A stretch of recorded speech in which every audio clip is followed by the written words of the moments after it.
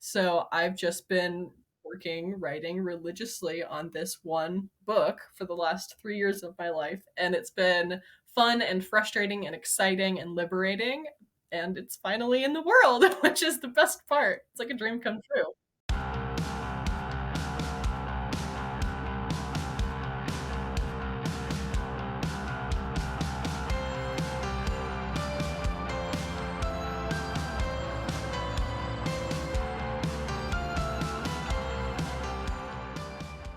Welcome, everyone, to another episode of Beyond the Manuscript. As always, I am your host, Cooper Anderson. If you like what I do here, please, for me, hit that like, subscribe, follow, all of the buttons. It will absolutely help out this channel as much as possible. Okay, so let's get into it. So, it's our first episode of the new year in 2024, and before I bring my amazing guest on for today, my New Year's resolution this year is to actually make a dent in my TBR list and read a minimum of 2 books a month.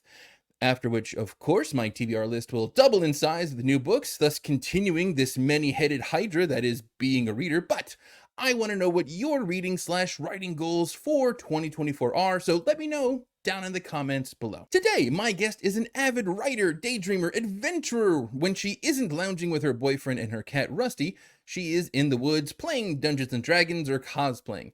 Having grown up in North Carolina, she is happily within driving distance of the Appalachian Mountains, where half of her heart is buried. Hopefully one of these days she can remember exactly where she left it. She is the author of the brand new YA novel Vale Haven. Please welcome my guest today, Miss Anne M. Kelley. Hi, Cooper. Thank you so much for having me.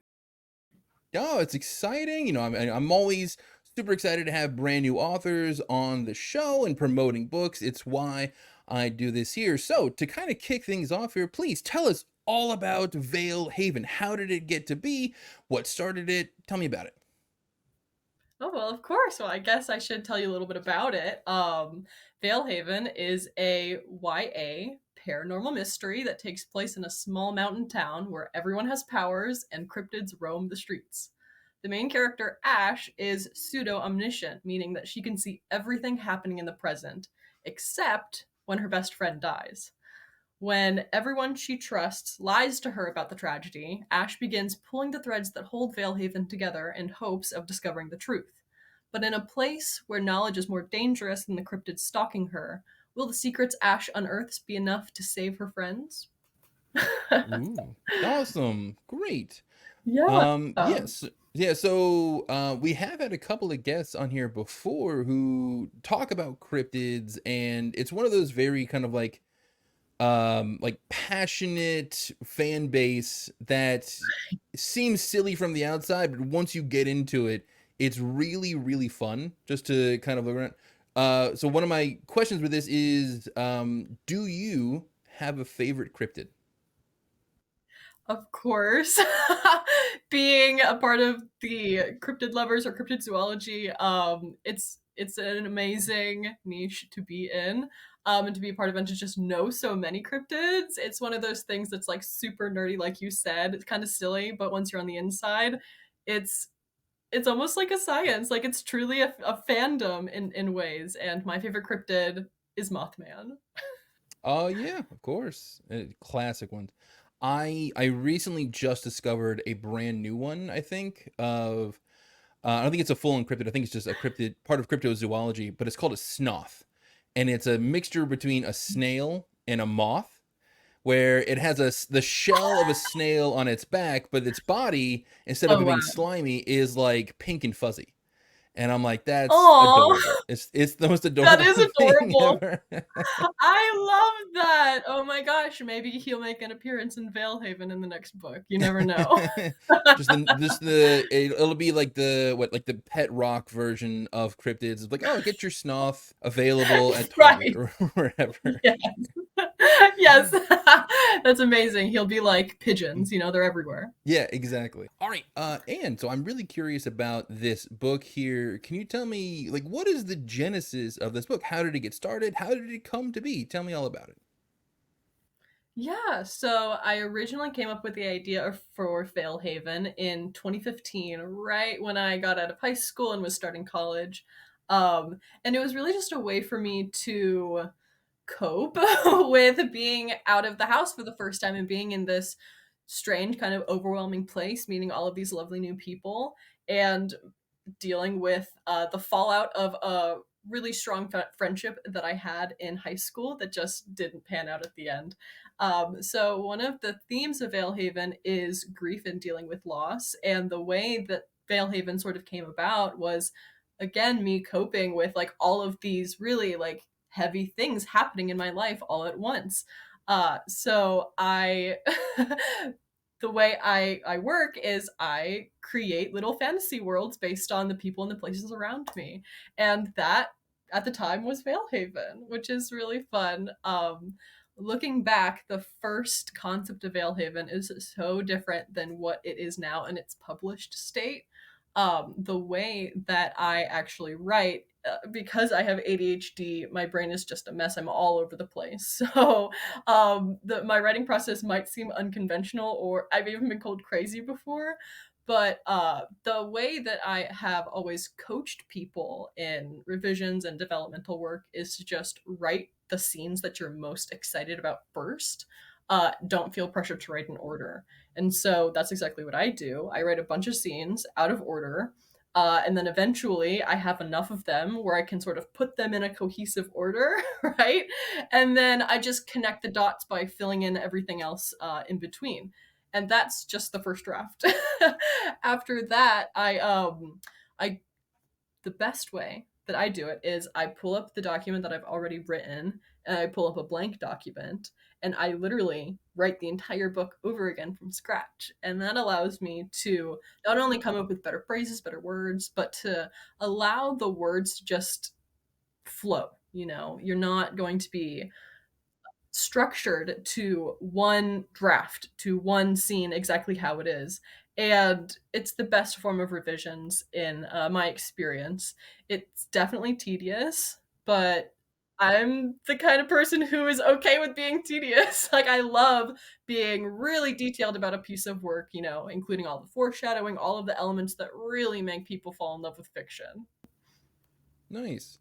Yeah, well, I'm definitely under the belief that the first time you write anything is just you telling yourself the story, and then the Right. second, third, fourth, how many drafts afterwards is you Yes. making it digestible for other people. After that point, for sure. Absolutely. Yeah, I managed to rewrite Valehaven from scratch 9 times, so the published version is the ninth. And it's amazing looking back and seeing what happened in each version because the plot points never changed. But the characters' emotional responses to those plot points changed. So in one draft, Ash, the main character, she's super angry. And in another version, she's crying all the time, you know? And so finding that balance of like, what exactly do I want these characters to feel and get out of their experience with the plot events that are happening and the world that they're within? It's I just love it. Like, I am born to be a writer. As many of your listeners are, I'm sure. It is just the most rewarding process to figure out exactly what is going on inside your head. Definitely. Yeah. Awesome. And so, how long have you been writing? Like, because I know for me, I feel like I always started really, really late. Like, well, I grew up in a small town in North Carolina, where just being creative was not a career path, and so I didn't. And then I went and I took like a creative writing class in college, and I was like, oh, this is the only thing I want to do. And then I had to learn and Yeah. how to actually write and do the actual business side of everything. But for you, when did I want to be a writer start? So it's silly. I began writing seriously when I was about 12. I was the kid writing novels for fun. I wrote about a book or two a year. The summer, it was just writing. Vacations, I would bring my laptop out. I have a million journals. I love handwriting. So that's me. I have about like a dozen, more than a dozen first drafts of different books just on the back burner. So hopefully one day I'll be able to like really pursue revising and publishing all of those. And it's extra exciting because so many of those books are actually connected to Valehaven and the world of Valehaven. So it's just one big universe in a way. but I had no idea for some reason that I could be that. Like I could be an author. Like I could go to school to learn about writing until I was a senior in high school. I had no idea that you could be like an English major. You could get a degree in just studying writing and novels. So that's what I did. And it was just like, I'm really lucky to be one of the people who knows or who knew exactly what they wanted to do with their life, like from the very beginning. Um, so that's me. That's definitely me. The initial concept for Valehaven I had in 2015, but I actually really started to work on it in the fall of 2020. So I've just been writing religiously on this one book for the last 3 years of my life, and it's been fun and frustrating and exciting and liberating. And it's finally in the world, which is the best part. It's like a dream come true.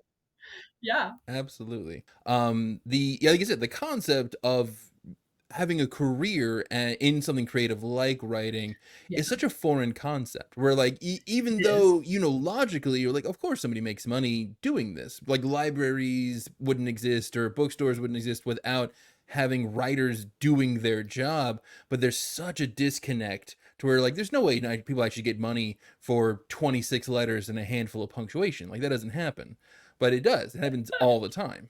Yeah.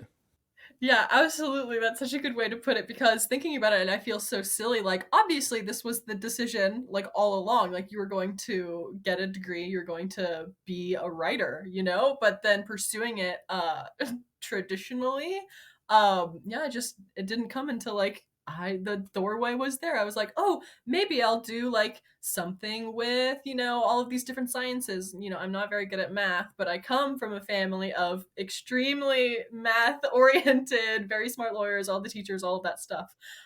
So I am one of the few people in my family who are like, let's pursue the arts. And I'd never go back. Awesome. All right. So one thing about Valehaven is that this book is for young adults, which people tend to really conflate that with children's books. And so, Right. for you, what is the particular challenge that you think comes with writing with this specific age group of like 12 to 18, as opposed to writing stuff for adults or for children? Yeah, so one of my personal draws to YA, not only because those are the books I really grew up reading and had like a super strong connection to, which I of course want to like be involved in that like really strong connection with young readers.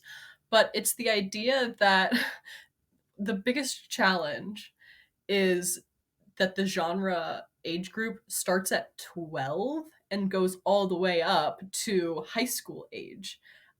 So you really have to keep in mind things that like are okay for teenagers but not always okay for younger kids.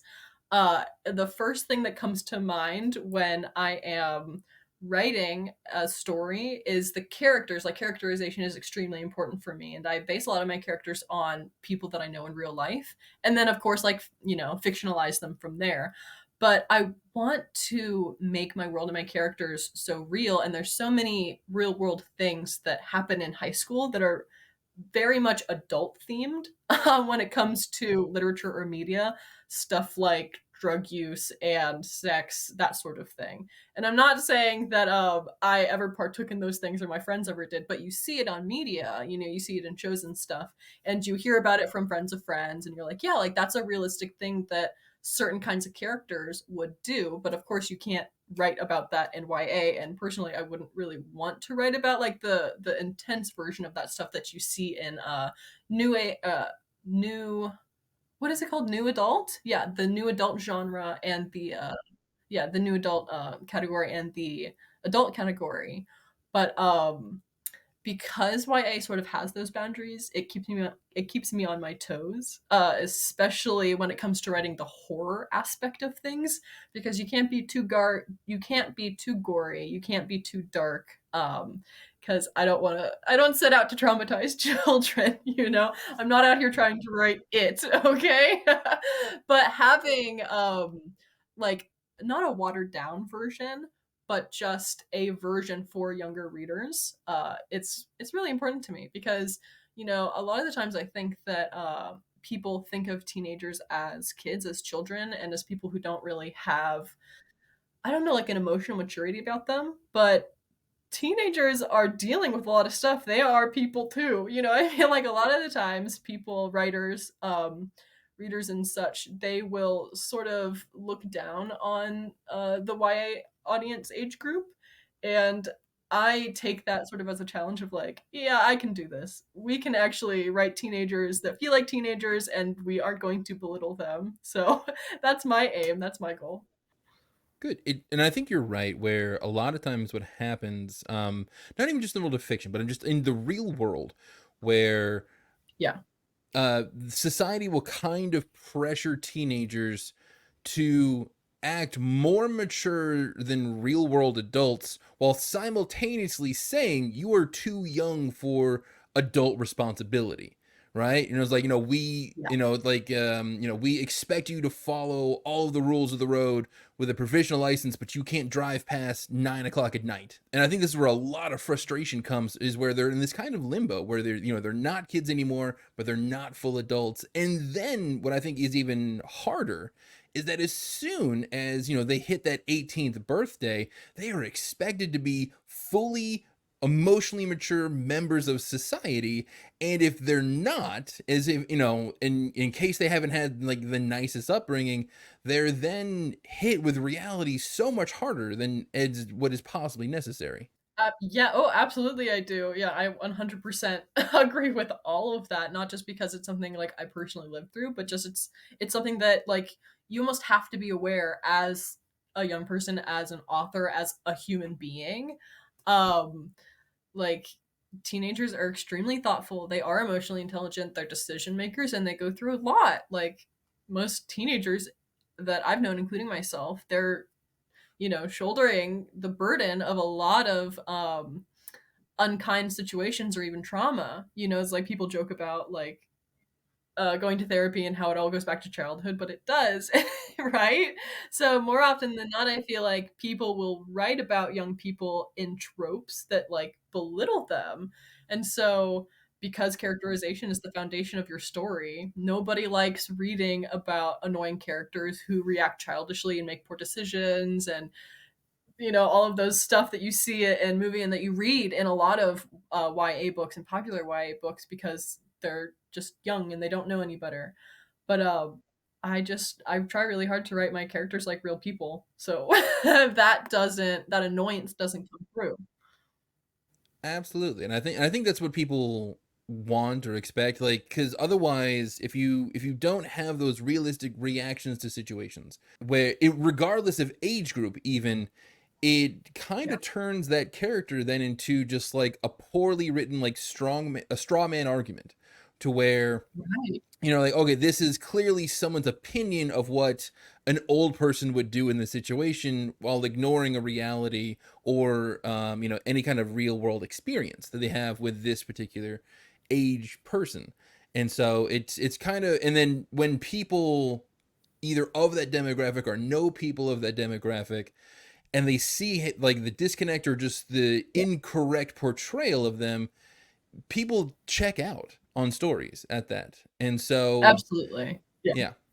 And you can see this in any medium. Like, why, the first season of Stranger Things was so good is because all of those kids act like children, yeah, in that time frame, dealing with supernatural, elements. And so that's what made it popular. It's like, oh, these are clearly well written, and characters or people who I recognize or have been at that age. yeah, absolutely, totally agree. All right, so one thing that I do want to focus on a bit is book marketing, and part of book marketing is that you have a fairly significant following on TikTok. I think the last time I checked, it was up to like 60,000. Is that right? Yeah, that's right. Yeah, that's where I'm at right now. It's super exciting. Cool. Yeah, So let's say someone is just breaking into their author career. Um, well, what did you do initially to gain such a big following, and what advice do you have to people to get on that kind of level?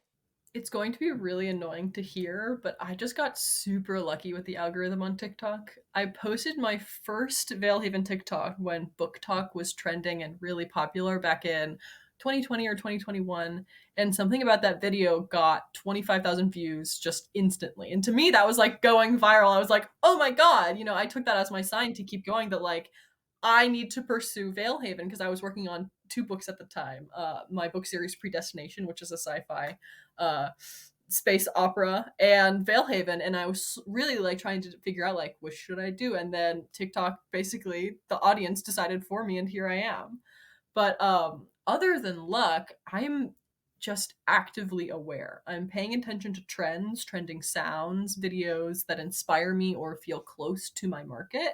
Um, and I am literally taking note of hashtags that those kinds of videos use. So I exclusively post Veilhaven content, and all of this that I'm talking about is on TikTok, of course. But I know plenty of authors and creators who post stuff about their life, their other passions that can tie into your genre or your writing, or it doesn't have to. That's a really good way to gain followers, is to just keep posting. Even with my 60,000 followers, it's hard to get people's attention though. I've noticed that every video that I've made that pops off, it's always new people interacting with it. So it's not the people who are already following me, which is very interesting, kind of confusing and frustrating, but you make it work. Followers don't equate to getting published is another thing that a lot of authors and new authors are really thinking about. Like, I have dozens of author friends who have 2,000 followers, 5,000 followers, and they are traditionally published and doing very well. So it can happen. You don't always need a big social media following. What I do is I tried to go the aesthetic route for a really long time, and I was just finding images that artists would recommend to me, or I would find a lot of stuff from Pinterest, which is a really popular thing to do. And was really popular thing to do back in like the 2020 2021 era. um and just making little like slideshows and aesthetic videos of like, this is the vibe of the book, because I've never really posted the plot of the book, just because it's like kind of wordy, and you're really thinking of it like almost like a mini movie trailer in a way. So the videos that I love the most usually will only get a couple hundred views. So, but I follow accounts that are very small and their videos only get like a couple hundred views, and I'm one of them, and I love their content. So the point is, if you're creating and posting, the right people are going to find it and love it regardless. It might be a small amount, but in publishing, even just a small amount can be really worthwhile, because if 30 people buy your book, that's 30 people, and then those people will talk, and maybe one of them has some influence and they'll share about it. So post as much as you can, post as often as you can. It's very frustrating to try to post every single day, but that's my New Year's resolution, is trying to post on social media every single day. What I did to go about that was, I just had a burst of energy one day, and I just made like 30-40 TikToks, and I'm just like, okay. And now I'm just posting one a day, see how it goes. And most of them aren't doing very well, but some of them have done well. Some of them have gotten a few thousand views, which is good. So just trying to find my way back into the algorithm, even with my 60,000 followers. It's one aspect of being a modern day author that I try to tell people, that you shouldn't shy away, which honestly I think is the natural state of writers, is to just be shy and be tucked away in your little corner with a laptop and Right. writing books. But you can't do that anymore. You have to be okay with sharing an aspect of yourself to the public. You are technically going to be a public persona, and you have to kind of, what I say is, you have to discover the traits that you are okay sharing with the public, and then cranking them up to 11. And that's, yeah. That's great advice. And also, that doesn't mean the opposite of like, well, okay, I need to start harvesting stuff I wouldn't normally share with strangers on the street for views. You don't need to do that. but you do want to be available to your public, just because you want your public to notice you. So that's the kind of trade-off you have to give. Absolutely. One of my best friends, she posts content about her book where she like dresses up as the character. She's out physically doing stuff and like making like little films, and it's amazing. And I'm shocked that it hasn't gotten the views that it deserves, you know. But she keeps doing it because it's what she loves, and you know, it's fine to take a break. Like we all take breaks months at a time from posting on social media, right? It's extremely relatable. So you can just find the way that you're most comfortable wanting to sort of like gain a following, share your book, share your ideas with the world. You don't have to literally share your ideas. You can just post like aesthetic videos, or you can just do like vague little things if you're uncomfortable, like with the idea of like, oh, somebody might steal this idea, you know, something that all authors wrestle with, that idea. Um, but yeah, so I never really put my face on my social media, but that's something that other authors do all the time. So it really is just about finding what makes you most comfortable. Sure, definitely. All right, next question, because we're getting towards the end here. What are you currently working on now? Yeah, I'm currently working on book two, title pending. The book coming right after Veilhaven. It's January right now, so it's been about 3 months since Veilhaven released, and I am finally brainstorming the second book, fleshing it all out. I'm having a blast, and it's funny because when I originally wrote Veilhaven, the first draft, the novel was so large that it was actually two books. So I basically have a rough draft for book two, but so much has improved over that time that I really am able to sort of like write something from scratch, which is my favorite part. There's so much freedom to the stage. And other than writing and brainstorming, I'm grinding my social media game, posting every day, you know, trying to appease the algorithm. And I am, of course, networking and collabing, like being on your lovely podcast. Oh, thank you.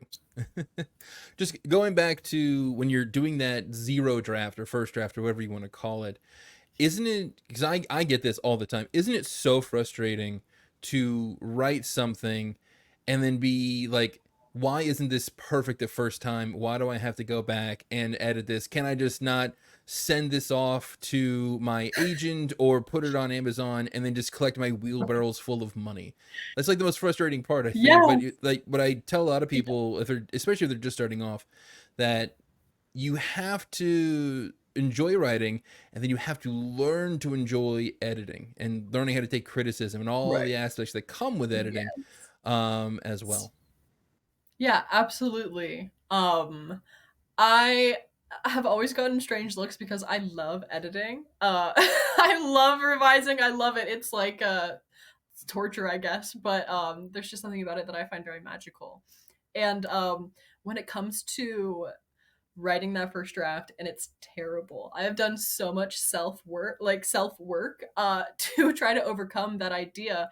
And I've literally taken like a scene or just a chapter or something that I just had from the first stage and the dozens of revisions I've made to it and how it's improved just a little each time, all the way up to the published version. And really taking what you first wrote and seeing like the latest version, that's a great, and all of the versions in between, that for me is the best way to overcome that feeling of that frustration, that like, oh, maybe it was a fluke, maybe I'm not that good of a writer, maybe I'll never, you know, maybe the second book will be worse than the first, you know, what if I can't achieve that again, kind of feeling. It's like it really just takes a lot of work and practice and going at it again and again. So that's my advice to anybody else dealing with that feeling. Good advice to end on, I think. All right, well, and where can people find your stuff? Yeah, so you can find Veilhaven on Amazon, Barnes& and Noble, Walmart, and a lot of online retailers, both local and international, thanks to Ingram Sparks, which is really awesome. And hopefully it'll be in libraries soon too. But if you're interested in signed copies and some goodies from the world of Veilhaven, you can find those on my website, which is veilhaven.com. I post most of my content on TikTok, with the username at Ann M. Kelley, as well as on Instagram and Twitter. My handle is Vale_Haven. And I have a newsletter which you can sign up for through my website. And I also have a Discord, which is really fun for readers because we actually have a discussion section for each chapter that you can make comments on as you read the book. So there's a whole community on there, and it's really fun. Nice. And don't forget, for all the people listening at home, there's going to be links to all of this stuff in the description down below for this video. All right. So I want to say a huge thank you to our guest today, Miss Ann M. Kelley, for joining us here on Beyond the Manuscripts, which of course is powered by Manuscripts, where you, the author, never write alone. All right. And thank you again one more time for joining us on the show. And I hope you have a great rest of your week. Yeah, of course, Cooper. Thank you so much for having me. I had a blast.